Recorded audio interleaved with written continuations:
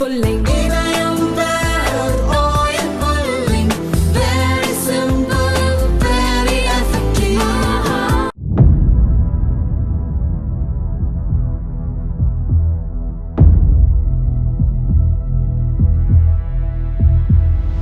வங்கதேசத்தில் அன்சருல்லா பங்களா டீம், ஜமாத் உல் முஜாஹிதீன் என்ற இரு பயங்கரவாத இயக்கங்கள் இயங்கி வருகிறது.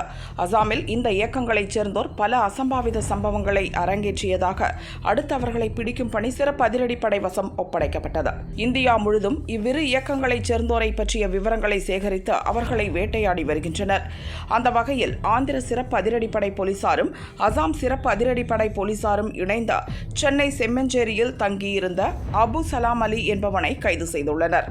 அசாம் சிறப்பு அதிரடிப்படை போலீஸ் ஐஜி பார்த்தசாரதி இது தொடர்பாக கூறியதாவது: ஜமாத் உல் முஜாஹிதீன் மற்றும் அன்சருல்லா பங்களா டீம் குழுக்களைச் சேர்ந்தோர் பாகிஸ்தான் சென்று பயங்கரவாத பயிற்சி எடுத்தவர்கள்.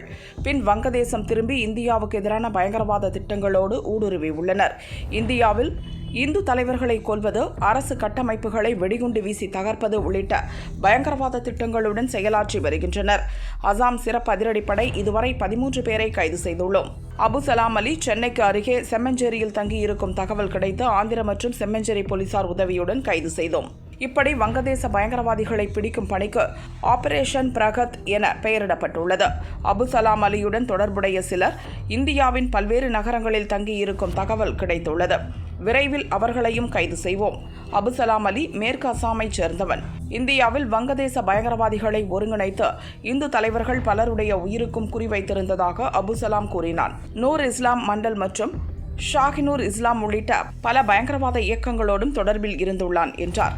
ஜமாத் உல் முஜாஹிதீன் இயக்கத்தைச் சேர்ந்த பயங்கரவாதி மூசா என்ற முகமது மொசருதீன் 2016இல் திருப்பூரில் தங்கியிருந்தான். தகவல் அறிந்து வந்த மேற்கு வங்க போலீசார் தமிழக போலீசார் உதவியுடன் மொசருதீனை கைது செய்தனர். மொசருதீன் IS பயங்கரவாத குழுவோடு தொடர்புடையவன். அதன் தொடர் விசாரணையில்தான் இப்போது அபு சலாம் அலி சிக்கியுள்ளான்.